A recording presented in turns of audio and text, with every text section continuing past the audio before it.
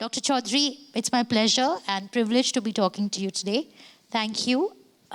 Thank you. Can you hear me? Yeah. So I'd like to, begin by asking you about your journey from the boy that you write about, who grew up in Jabalpur, to co-founding one of India's most iconic companies that has put India on the global map. Tell us how much of Jabalpur is still alive in you, and what is your learnings through these several decades of building companies, of innovating, and of making India proud? Well, actually, Jabalpur is very much part of me today.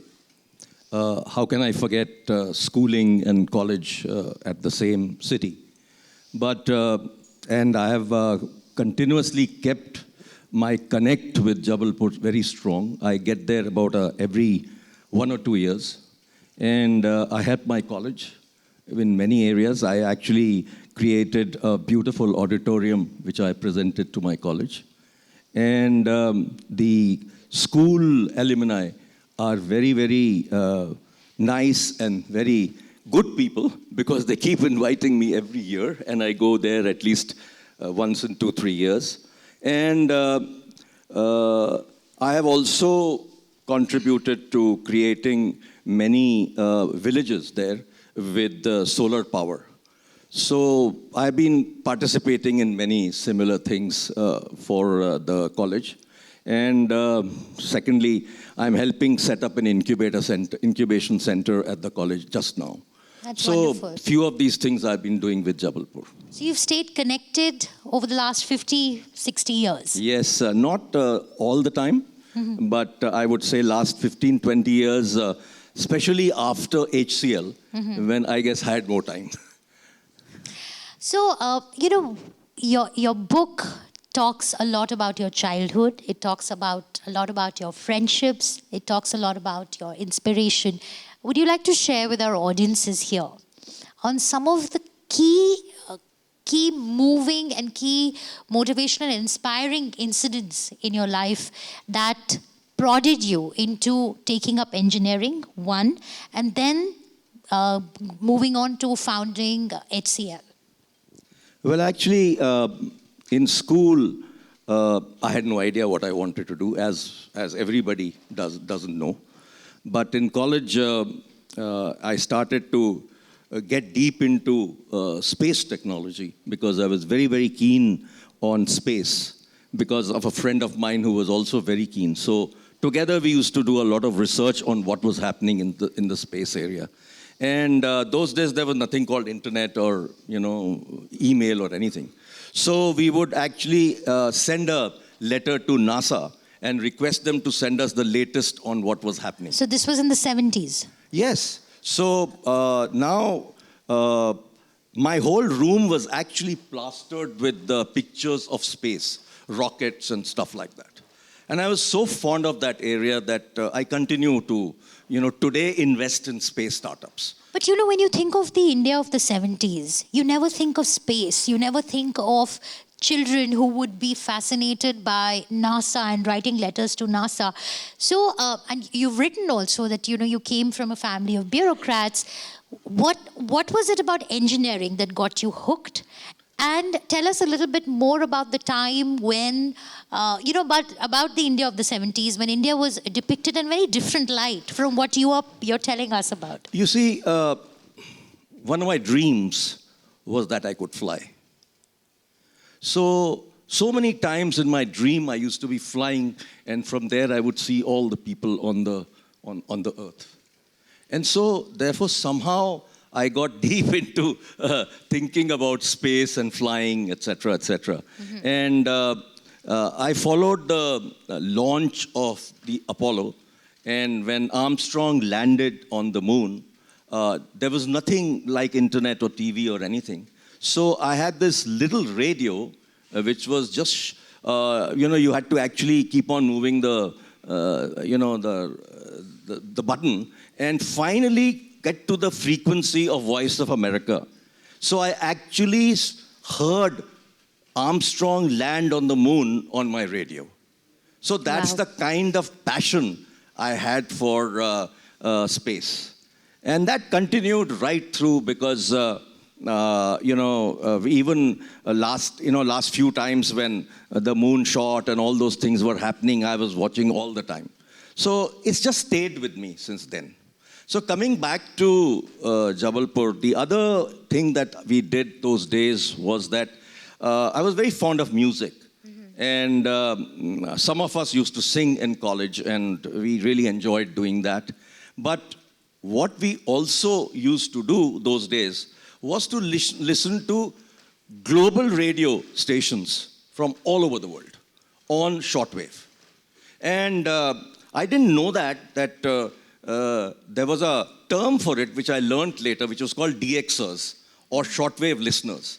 But we knew the frequency of nothing less than 30 radio stations all over the world.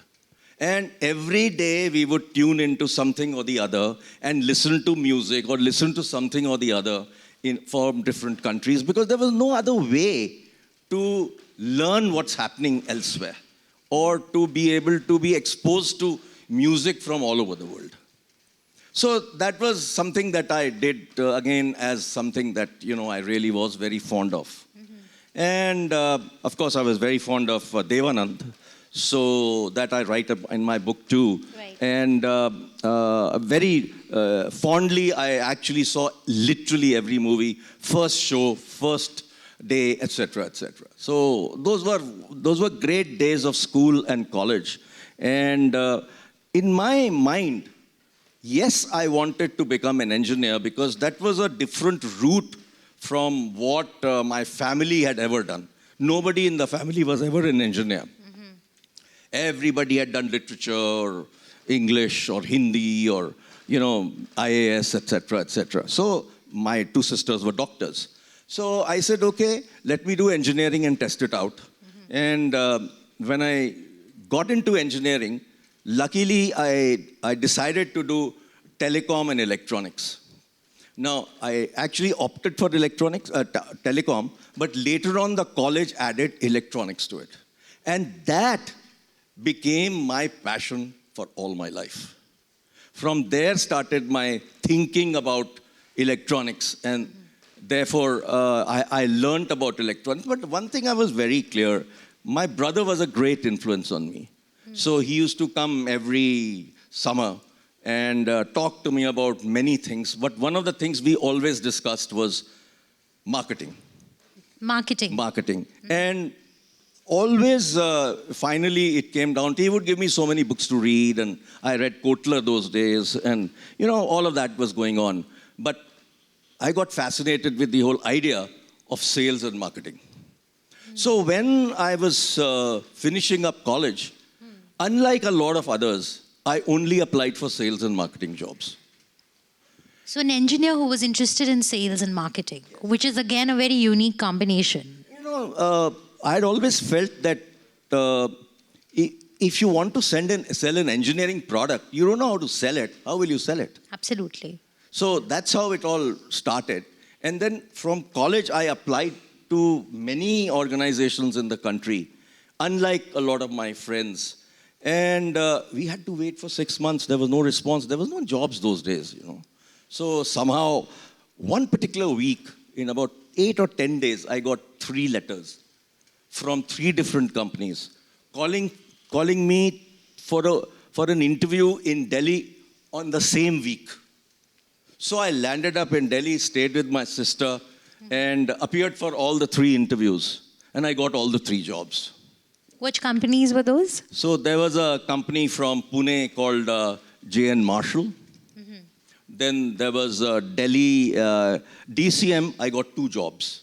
One was an executive trainee job for main DCM. And then I got sales executive trainee in DCM Data Products, which was an electronics company.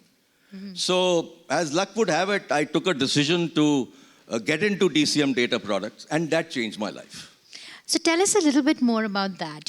What is it that you learned and picked up at DCM Data Products that helped you build HCL and putting India on the global map?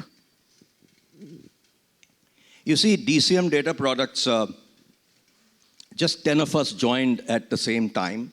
And there were 3, 4 very senior people at that time in the company. One was Shiv Nadar, the other one was Arjun Malhotra. Learnt the ropes of sales in DCM Data Products. I was given a posting to Bombay, and they said, start from scratch there. So 2 of us landed up in Bombay, and the Delhi Cloth Mills shop was there in Churchgate. So there was no office available. So this Delhi Cloth Mills manager said, why don't you just take this little space that is there in the attic? So we went to the attic, and it was actually a mezzanine floor. Not bad. So we had about space for about 10 of us. And initially there were just 2, and then we hired a few more. And that's where we started our life. But going to Bombay was quite an experience, because the salary at that time was 600 rupees. Mm-hmm. And what do you get on 600 rupees? Anyway, so we went to, then this manager said, look, where are you staying? And he said, we don't have a home at this moment. So he said, don't worry, I have an old home in Ghatkopar, and you can go and live there for the moment. So we went to this Ghatkopar place. What a place it was. All the windows were broken. All the window panes were broken. There were birds all over. And then, of course, there was bird shit all over the place. And that's where we started our life. So you have to sort of go through all these experiences to create something. So that's where you met Mr. Nadar, and that's where you decided that right. That's where the idea of HCL was born. Right. So that's where I learned my stripes on how to actually sell. Mm-hmm. And I learned, I used to sell calculators those days for DCM. So, I used to go to sugar mills, which were very far out.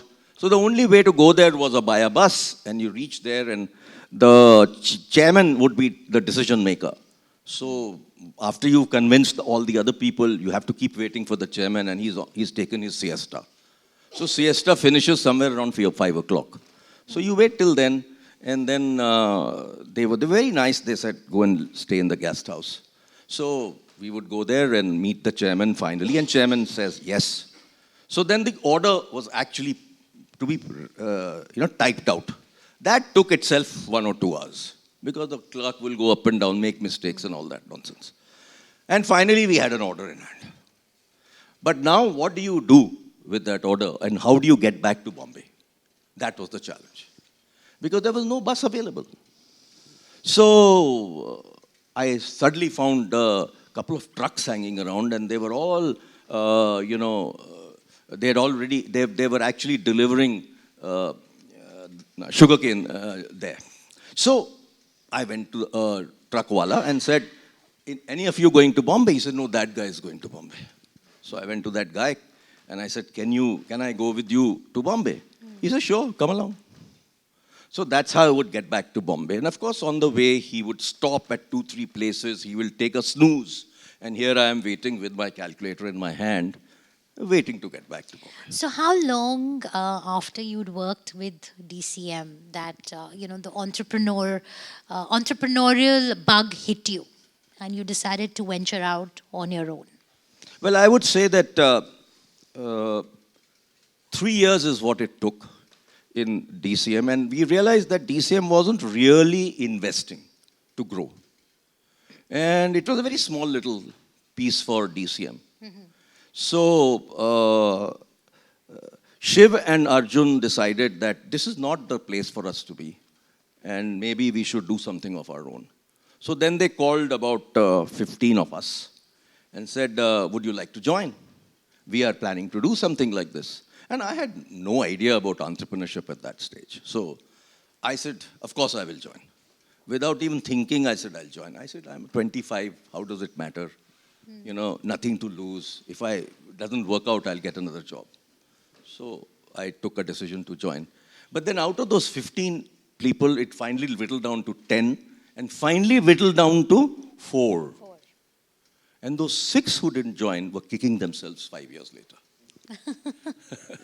So that's how we all got started. And of course, rest is all history. Right. So your key learnings, Dr. Chaudhry, you said, you're one of the few engineers who opted for sales and marketing. Your key learnings from your previous gigs that you applied at HCL, and I also want you to subsequently talk about what you see today, because the IT universe has exploded. We have so many startups that have come out. But we'll get to that later. First, I want you to share your learnings that you applied from your days at, from your growing up days, from your student days, from your days at DCM to HCL. So basically, when we started out HCL, we were just 6 of us initially. And we had 1.86 lakhs, that's all we had. And those days to get, there was nothing called startups then, there was no funding available, nothing available. So we said, okay, we had to get a license to make computers. So there was no license available. So we decided to start a marketing company so that we could create some cash flow. And that's how we got started. And in the meantime, we suddenly found that UP government was sitting with a license. So we went to them and said, can we join hands? And fortunately, they agreed. And that's how Hindustan Computers Limited was formed. And to get the name Hindustan then at that time was a very tough job because only large companies got it or public sector got it. But since we were a joint sector undertaking of government, we got it. And that was a very important decision because with a Hindustan name on your card, you could walk into any customer and meet them. That's where branding comes in. Yes. So that Hindustan was a very important decision for us. And then whatever I learned in the early stages of DCM was the fact that if you want to create a A-class sales organization, then you need to hire people with the right attitude. And this was taught to us by our head of HR, who was Professor Korath. And he used to talk a lot about using McClelland's theory, which is how do you look at the needs of each person? So for a salesperson, what is most important is need for achievement. And he taught us how to assess people based on that. So we would give pictures to people. They would actually write a story. And once they wrote that story, 2-3 stories, we would figure out what words they are using. And from the words they were using, we were able to figure out whether the person had need for achievement or need for affiliation or need for power. Wow. That's quite something. That actually created HCL because we hired the right people. That's true, very important. And then we had a fantastic training program in HCL on how to sell. And I must tell you something, our first product that we made was a 4-bit microprocessor-based scientific computer. And we wanted to sell it to engineering colleges and institutes and research institutes. And the product was not ready. So what we did was that we created a beautiful looking brochure with a artist description of what the product would look like. And we went out selling with that great sales force that we created. And can you imagine selling a product which doesn't exist? So here we are, HCL, going and selling. And my co-founder Arjun said, I'll get the first order, don't worry. So I said, okay. He went to IIT Kharagpur, he sat there, it was his alum, and he got the first order. After that, all of us picked up that order and went to various engineering and research institutes and said, if IIT Kharagpur can buy, you can also buy. Right. So we got a whole bunch of orders at that time without having a product. Fortunately, the product got ready. In, I think, March, MP used to be head of R&D. Okay. So, yeah. So the product got ready and, they shipped the product to Chennai where I had sold to IIT Madras. I think it was 28th of March.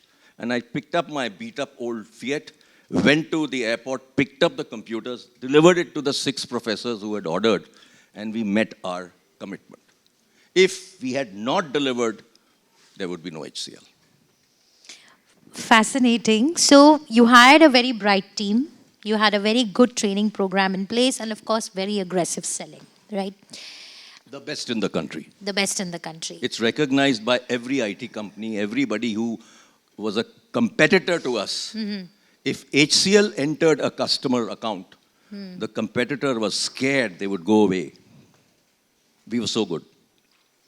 So I want you to come to the present now. And we've seen a surge in IT-enabled services, in startups. When you look at the changing IT landscape today, any lessons that you think Indian startup founders can take from you and your co-founders when it comes to sales and marketing and building value in their companies? So, in the book, I have put in a chapter which is called salesmanship. And I don't call it a skill that is just by the way. I think it's something that defines life. And I believe that this is what is essential for every startup. And every startup CEO, I always tell them that you have to be the best salesman in the country, in the company.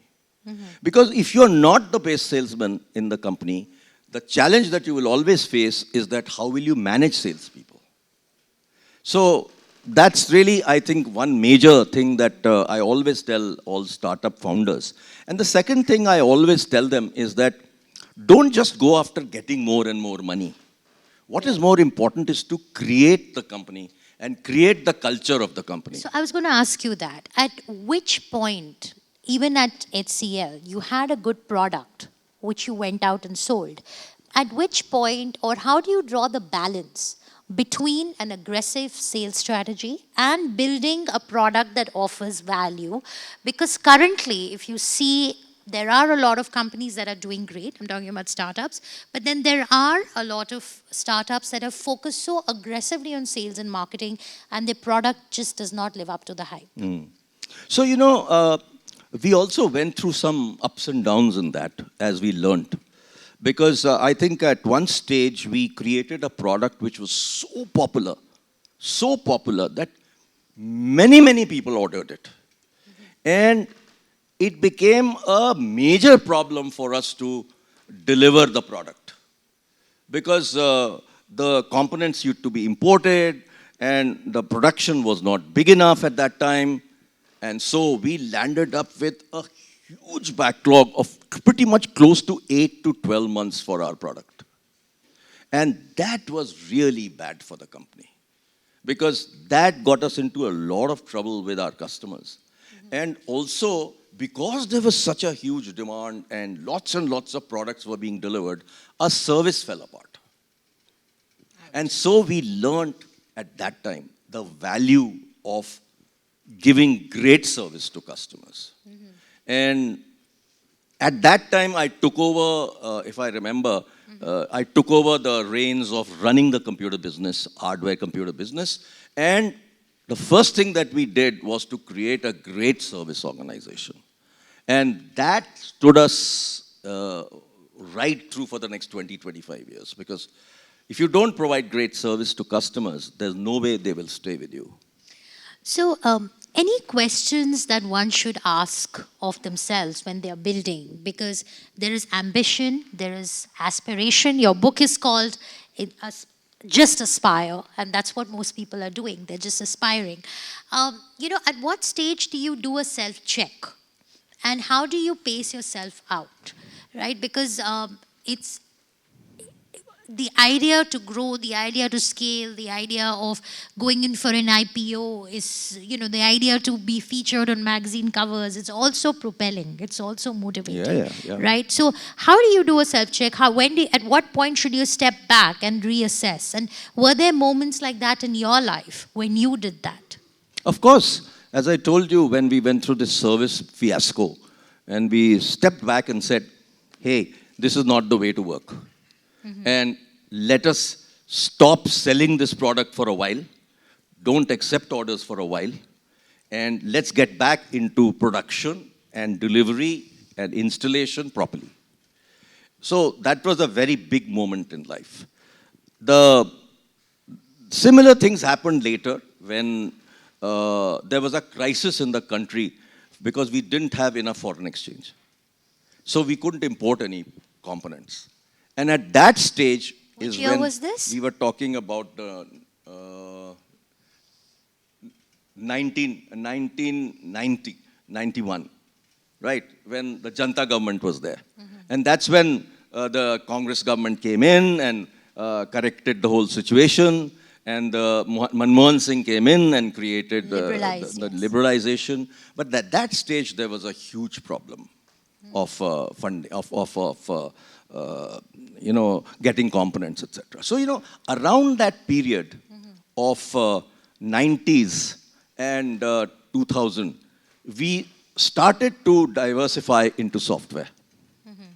And we said that if we don't have an export business and we just have business which is domestic and import-based, we'll always be in trouble. So that's why a decision was taken to create HCL Technologies. And at some stage, the R&D of HCL was taken out and created as a technology business. And what we did at that time was to start working on a very different area of software. We started exporting engineering and technology-based solutions. So we would design hardware, we would design, do embedded systems, we would do products that we would actually work on. So it was a very different area that we opened up for the country. And today, if you look at NASSCOM report, ER&D as it's called, is $38 billion. We started that business. And then, of course, the software business really took off. And we went for an IPO in 2000. And, one of the things that we were learning was that to scale the software business was very tough. And we were far behind Wipro and Infosys and everybody. So we said, the only way is that we go for an IPO, get some money, and do some acquisitions. So we went for an IPO. So you took a reality check? Yes. And you were not foolhardy about it? You were not... No. We very clearly knew that there's no way we'll catch up. So we said we have to do an IPO. And the second thing that we also were very clear about when we came out with an IPO was that we had to have a good order backlog to get a proper listing. Now, our challenge at that stage was that we were still very new to software. So we didn't have a good backlog. Unlike all the others who would say, I've got $500 million and $1 billion type of backlog, we had nothing. We had very small amount of backlog. So we did something very interesting. Everybody talks about employee stock option. We created something that was called customer stock option. That's fascinating. And so we went to some of our prospects and said, if you give us an order for $75 million, we will give you a part of the company. So that's something that we did very successfully. And we got 6 large customers at that stage of $75 million each. And that actually created the backlog for us to go for a listing. And that was a time when India, when you wanted to go for a listing, you had to give away 25% of your company. Later on, for IT companies, it was made 10%. So we said, we are not going to give 25% away. So what do? One of the persons in the organization was given a charter by Shiv Nadar. He said, look, we are not going to give away 25%. Go to finance ministry, get the law changed. That's, HCL has always been audacious. Right. So we would do crazy things like this. So were you successful? We were successful. We were the first company to be allowed 10%. Who was the finance minister at that time? I don't remember. I think we'll have to look it up. Clearly, he had an open mind. But we managed to achieve that. And we went for a listing, and it was the highest listing ever in the history of stock exchange. 23 times we were, we collected. Of course, we didn't need that kind of money. And of course, we had to return that money. You know that. But that's what we did. So after that, we went for lots of acquisitions. And I still remember a very interesting incident. Me and Shivnad, we had started Nokia business around the 90s. And we took Nokia to about 80% market share. Sorry, just give me have some water. So then the Beijing Olympics was coming up. And Nokia management invited all of us, the management of HCL, to the Beijing Olympics. So me and my wife and Shiv and his wife, we all landed up at Beijing Olympics. And it was fabulous, obviously. And then one evening as we are sitting around having a drink, Shiv gets a call from someone in Delhi. And he finishes the call and comes back and tells me, we lost it. So I said, what have you lost? Because I was not involved in the software business. I was only looking after the hardware business. So he said, we were actually bidding for a large SAP company in England. And we had bid some 800 million pounds. And Infosys beat us to it. And they've just announced in the press that they have bought the company. So he was very upset. He says, this is something that we had not thought that would happen to us. So anyway, after about 1 hour, he went away and came back after many, many calls. And he says, just watch. So I said, what? He says, watch. And he wouldn't tell me. So what he did was that we outbid Infosys. After they had announced it? Yes. And we got it. That's typical HCL audaciousness. So after that. But did you end up overpaying in this audaciousness? No, not at all. We just bid a little higher. And we said, let's wait. Maybe Infosys will bid a little higher, so we may have to rebid again. Infosys never took the risk of bidding again. So we got it.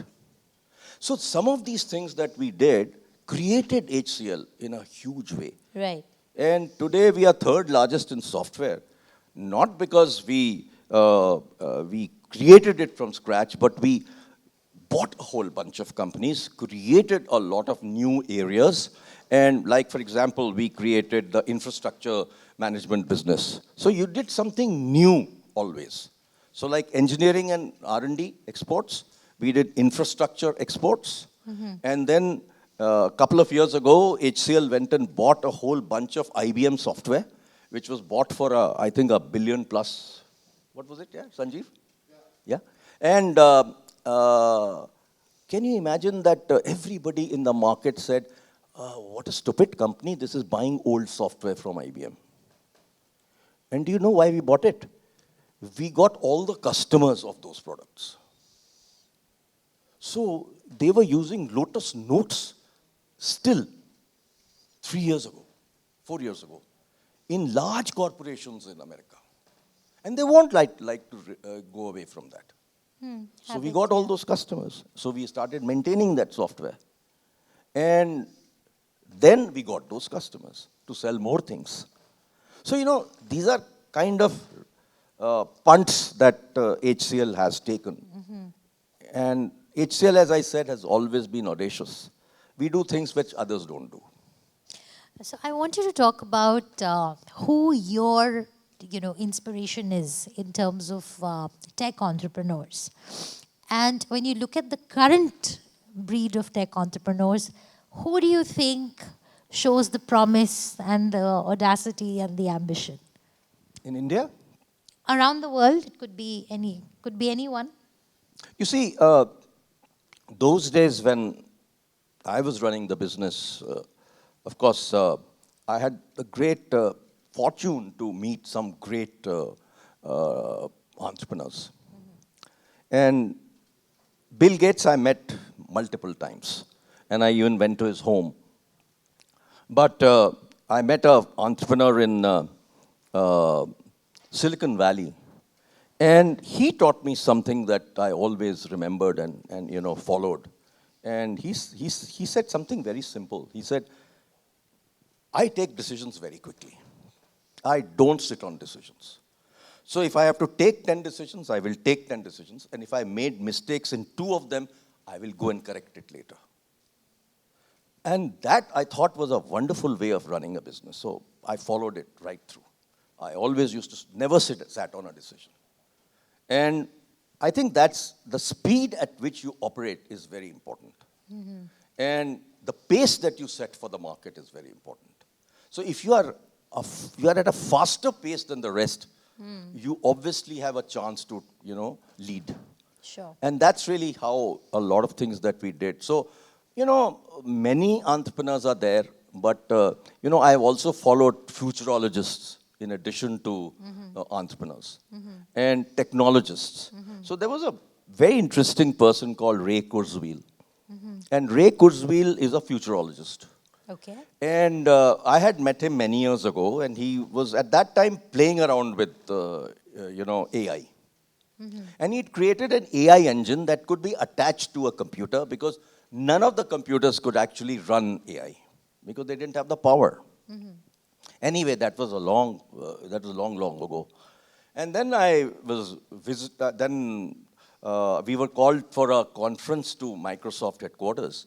And me and my wife were going on a boat on Washington Lake to Bill Gates' home. And on this boat, in one corner was standing a gentleman having a drink. And he was standing all alone. So I walked up to him and said, I am so-and-so. So he says, I'm Ray Kurzweil. Now, I have read literally every book of Ray Kurzweil. What a moment. So, he was literally my hero. So I went up to him and we started chatting, and then he started telling me a lot of things about what he's doing now. And he says, I've just done a new book with an MD friend of mine, and it's called How to Live Forever. So he gave me a pre-released copy of the book also. And he says, since you love my books, I'll give you a copy tomorrow. So he sent me a copy. And then I learned a lot of what he was doing. He actually took out a little pudiya from his, suit pocket. And it had 60 pills in it. So I said, what is this? He says, as per my thinking and our thinking, the body is a chemical factory. And if you plan your chemicals correctly, you can live very long. So he said, I take these 60 pills a day. How old was he at that time? He was somewhere around the 65, 68, around that time. Okay. And he was having these 60 pills a day, and he was changing his blood every weekend. What, like a blood transfusion? Yeah, whole blood is changed. So they came up with this whole formula that if you do this, you can pretty much live forever. Is he still around? He's around. And how old is he now? He would be around 78, 80. Gandhi lived longer than that. No. Just listen to me. This. Just listen to me. Yeah. When he was at that age, his body parts were 45. Okay. So he had this dream that one day he will resurrect his father from the DNA of his father. And crazy thoughts like that, He said that the brain has all the software, and the body is a hardware, and I can actually upload the software to the brain someday. I said, what the hell are you talking about, But this is exactly what he was talking about. And you can read a whole bunch of stuff like that. And then he predicted that singularity will happen in 1945. So then, because he had written this book, Singularity is Near, and which I had read. So I said, where is it going to happen? He said, 1945. You know what singularity is? Singularity means that at a particular stage, the computer will overtake the brain. And when that happens, singularity will happen. So is that happening now? 1945. He said 1945. He said 1945. But with ChatGPT, yeah, it could happen faster. So that's why I asked ChatGPT to write your introduction, but I don't think it was as good as what I would have written. So, You know, one thing interesting that happened when this book came out was a friend of mine went to ChatGPT and asked them to write a review of this book, okay. which was very beautiful. And then I said, my God, this is terrific. Then I did that same exercise 10 days later. It was terrible. Okay, so it's the command you give. It was very badly written. No, so I do want to talk about AI, and I want to talk about what there is this sense of enigma around AI. There is a lot of concern around AI, regulating AI, the disruption it's going to cause. I want to get your thoughts in. Do you see it as as something that's necessary for us to move forward in in our whole tech evolution process, or do you see it more as a disruptor for the sake of it, and you don't think it can take over the brain? Eventually, the brain is supreme. You see, AI has been around for not less than 40 odd years. Okay? But it never came to the center. Till such time, products like Siri appeared. Right. And you suddenly started getting these assistants, which were in so many products. Right. And then it started to become center stage. And today, there is not a single electronic product that does not have Alexa or Siri or any of these things. So AI is already there in literally every product that you can think of. With ChatGPT, the landscape is changing. And it will all depend on how we can use ChatGPT. Because even to use ChatGPT correctly Right. is a science. But definitely, one thing is quite clear, that the programmers' jobs are history. Programmer jobs. Yeah, because programming is something that it'll very easily do. What are the other jobs that you see are threatened by this, and what are the new kinds of jobs You that could see, come up? I think what is going to happen is that as more and more automation happens in companies, AI will be doing a lot of that in a pretty automatic way through instructions to ChatGPT. But you know, these are all basics. I think at this stage we don't really know how to use ChatGPT for the world. Everybody is learning. Right. And there'll be lots and lots of mistakes also that will take place. Sure. Like, it's happened already. You must be knowing some of those mistakes that have happened. But the reality is that definitely it'll take away 15 to 20% of the current jobs that are out there. But new jobs will get created. It is the same story when computers came in. Yeah, same story. Same story. When we started selling computers to LIC in 1980, the union opposed it. And they said, we will not allow computers. So you know what HCL did? Sorry, I'm rewinding. Not at all. But HCL took the computer that we had at that time, renamed it, and called it Advanced Ledger Posting Machine. Are you serious? Yes. And that's it. That's and then it. they were convinced. And we just cut out some of the software. We made sure that the operating system cannot be used for anything else except this application. And LIC bought it in huge numbers. So everything is in a name then. Yeah, it's all a question of strategy. How do you crack into a customer? Right. You know, when we were speaking earlier, you spoke about the multidisciplinary approach.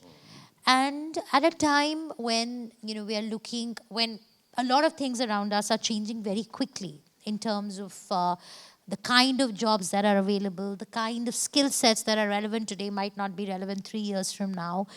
So I just want you to talk a little bit about the relevance of this multidisciplinary approach at a time when we are all focused on hyper-specialization. Yes. You know, I started reading about micro-specialization 3 to 4 years ago. And at that stage, I was seriously thinking maybe I'm wrong. But later on, I realized that how important it is to be a well-rounded person. And therefore, I always believe that people should have a range of things that they do and range of knowledge that they have. So for example, I do all kinds of crazy things, like I'm a space enthusiast, I love jazz, I love singing, I love reading, I love writing, and I play sports, and I listen to jazz and a whole bunch of stuff that I do. Right. So I believe people have to be rangists. And around this, I created IIT Hyderabad. When IIT Hyderabad, we were just starting out, I was the chairman. And I told the director, I said, I do not want nerds coming out of this institute. I want, people who know a lot of other things. So the first thing that we did was that we created a minor in entrepreneurship for the first time in any IIT. And the second thing that we did, we created something called 36 different subjects that we created. And we said, and they were all credit subjects. Some were half credit, 1 credit, 2 credits. And we told students that you have to take 5 of them. Any 5. So could be music, could be theater, could be astrology, could be anything. And that way, we made sure that the students would know more than just electronics engineering. So you take a T like that. Deep, you know electronics. Sure. And top of the T, you know many other things. And, that makes you a proper person. Because otherwise, you're so boring. You can only talk about electronics. Fair enough. I also want to talk to you about the Made in India story. Like HCL has been one of those iconic examples of made, assembled in India. But somewhere the India story has faltered where Made in India is concerned. We've had a lot of projects, schemes that have been announced, but they've not really yielded those results. So where do you think have we gone wrong? And how can we ensure that India becomes a center, a hub for electronics manufacturing, perhaps come close to, what China is, what Taiwan is, what our neighboring countries are, or they have emerged to become? So, for 30 odd years, I've been advising the government in different committees, et cetera. And about 20, 25 years ago, I had written that India must have a semiconductor plant. Unfortunately, none of these things were taken very seriously. And at one stage, I had written that someday the electronic import bill will be higher than the oil bill. And everybody used that line as far as bureaucrats and ministers are concerned, but they really never got down to understanding why we were not doing well. And fortunately, 4 or 5 years ago, and of course the electronics policy was based on what I wrote as our recommendation, but a lot of that never got implemented. Then 4 to 5 years ago, the new government picked it up, and they created a production-linked incentive scheme for electronics. That was the first PLI that was created in India, and that started with mobile phones. And so what has happened in the last 4 to 5 years is that a huge bunch of electronics manufacturing is happening now. Yeah. But... And we are also seeing action in the semiconductor space yes, now. so both are happening. And I'm an advisor to the India Semiconductor Mission, so I'm quite close to what's happening there. And a lot is happening. Good news is that. But one of the things where we have missed out is the fact that 10 years ago, there was this whole concept of China plus one. And everybody all over the world said, we can't have all eggs in one basket. So we must move our supply chain to another country. Vietnam picked up that and became that second country in electronics. We were not even in the consideration set. Yeah. So now what has happened is that the last 4 to 5 years, because of this fantastic PLI scheme, a lot of people have got interested and lots of manufacturing has started to happen. But we are missing out on the most important part. We are missing out on Atmanirbhar Bharat, creating products in India, designing products in India. Yeah. So what is it that we have better than Vietnam? What we have better than in Vietnam is design and engineering capability. So if we can design products in India for the world, like what China does, we can be extremely successful. Now that's been the ambition. That's been the ambition. But when it comes to designing, you say that we have the talent. But then there are critics who say that we don't have the talent. All our talent is going out. We're not being able to retain good talent in the country. Or do you see that changing now? No. I don't think that's at all correct, because I think those are all misconceptions. And I've always been a proponent of opposing the whole concept of brain drain. Okay. Because brain drain is very good for us. Because what do those people in America do, or other countries do, the Indians there, the diaspora? They create brand India. So it's very good for us. So I look at it totally differently. Now coming to designing and engineering, no problems, because that capability exists in this country. As I said, we are exporting $39 billion worth of engineering and design software. Right. Now, $39 billion is a transfer price of the companies who are doing this. If you actually take the end user price, it might be 100 billion. So can you imagine that's the kind of engineering talent we have? But we don't use it for our country, we use it for the other countries. Intel's major chips are all designed here. NVIDIA designs its chips in India. AMD designs its chips in India. Whole bunch of companies are designing in India, but हमारा नाम ही नहीं आता उसमें. किसी को पता नहीं है कि behind that product is sitting an Indian mind. So I believe the Indian mind is so good. Now that we have Sundar Pichai on top and Rishi Sunak in UK and so many, now I think now things are changing. Yes, so now perception. I think we have a great opportunity to replace China as a product nation. So I started a foundation called EPIC. Yes. And our whole objective is to make India a hardware product nation. And I've been working with the central government and many state governments. And we've created some, strategies to work around research and education institutions, where we are creating design villages and startup villages. As a matter of fact, MP is sitting here. He's created a design and startup village in IIIT Delhi. So it's a start. It's very early days still, but we want to create such centers all over the country. That's we wonderful. want to have 30 to 50 of these to start with, and maybe 500 later. But I have made a proposal to the central government, and I've written a strategy for making India a product nation, which has been accepted by the central government. And they've set up a task force under the principal scientific advisor. And that task force will decide on a policy for creating India as a product nation. That's wonderful. I think that is something that India really needs, at least to make up for all the lost years, lost decades actually. So my last chapter Yeah. is my dream for India. Yeah. And that talks about how we should make India a hardware product nation. So I did ask you earlier, but you did not answer my question. Who are the tech entrepreneurs or any entrepreneur that you really look up to or you've always admired? And when you look at India, this could be global. And when you look at India amongst the new startup founders that you see, who do you find as the most promising visionaries for building India of tomorrow? See, I don't get carried away with the whole concept of billion-dollar, valuations. So I just don't like all those companies. I like those companies who actually create billion-dollar companies and make money. Okay. So if you look at Sridhar Vembu, Yes. he's an ideal guy to look at for all startups.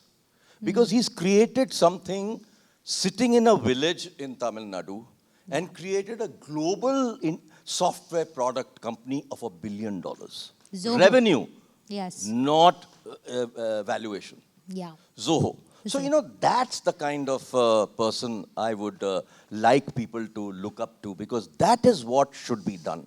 Now, when you look at globally, everybody says Elon Musk, and I also say Elon Musk.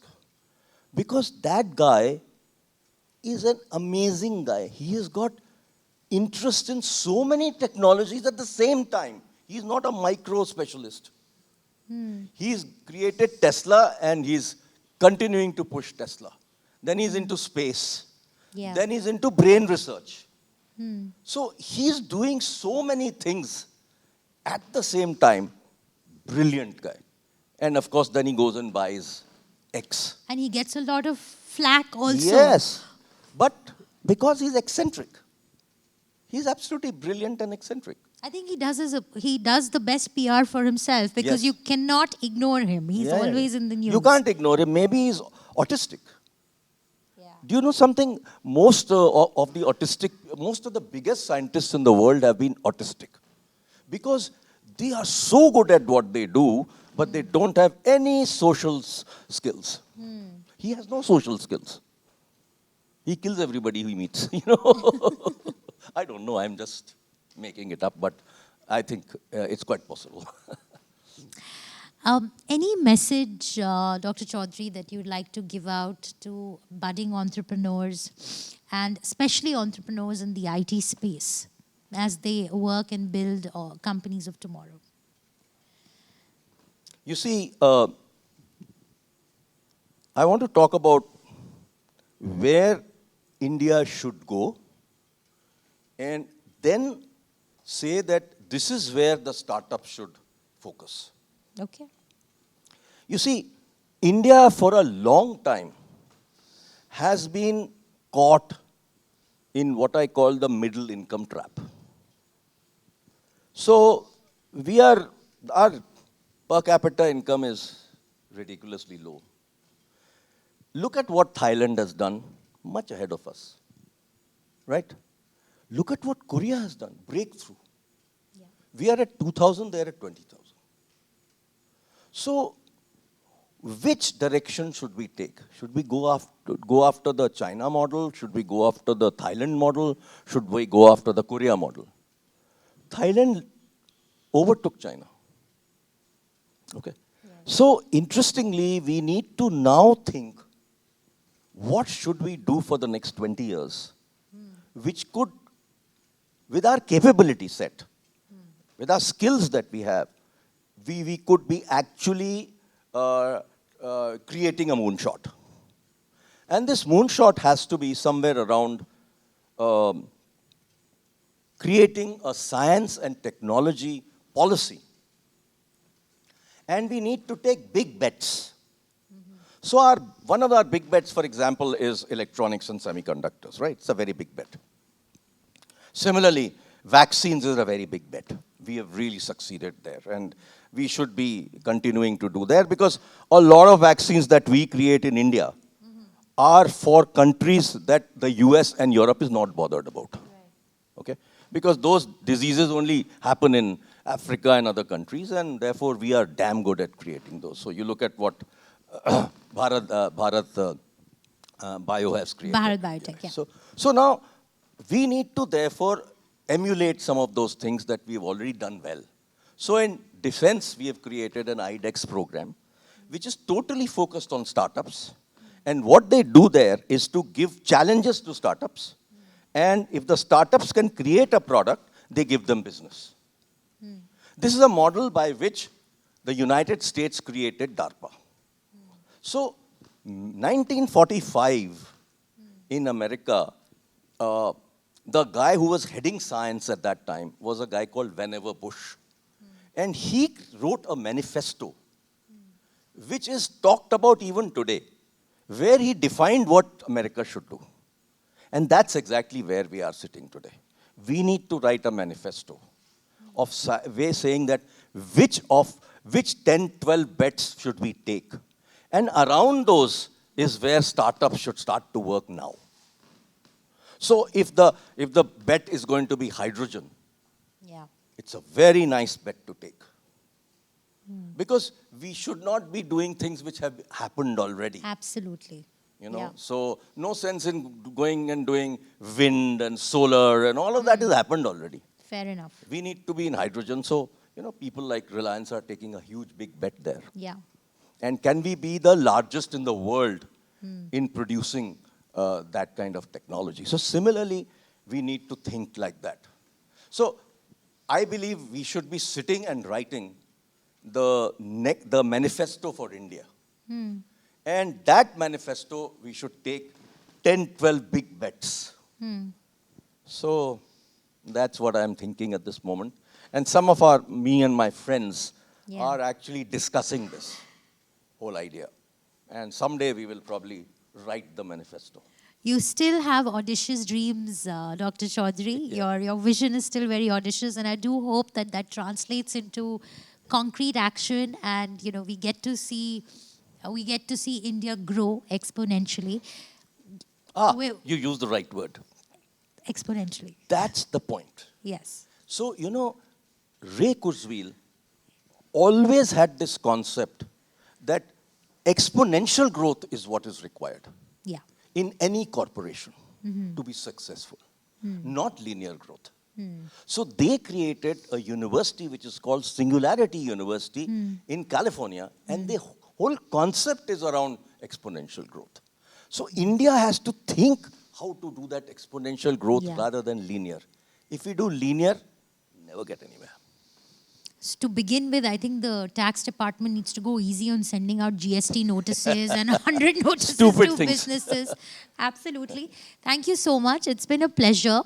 I'd like you to just conclude this conversation by, if it's okay with you, to sing a little song for us. You said Devanand is your favorite and you sing. So now that you've shared so much, any of your favorite songs. This is what happens when you call a journalist.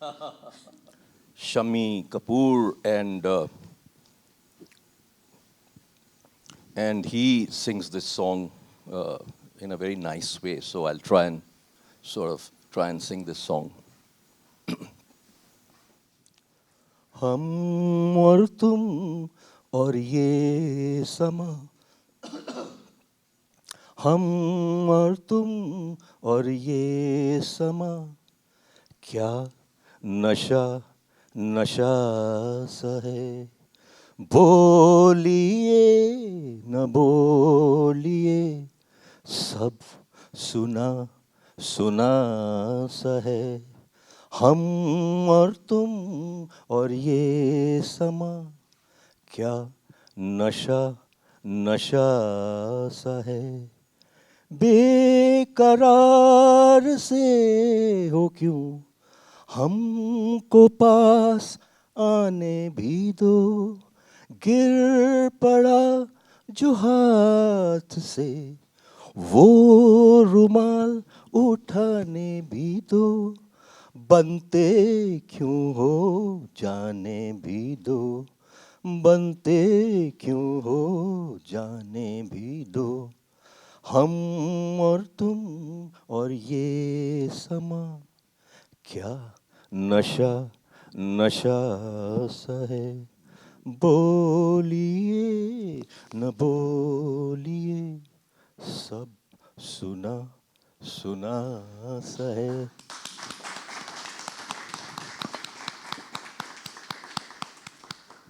That was very, very wonderful. It was so moving and you sang so beautifully. So from building multi-billion-dollar businesses to singing these songs, I think, Dr. Chaudhry, you give us many reasons to be inspired by you. Thank you so much for this very inspiring chat. It's a great book. I would highly recommend it.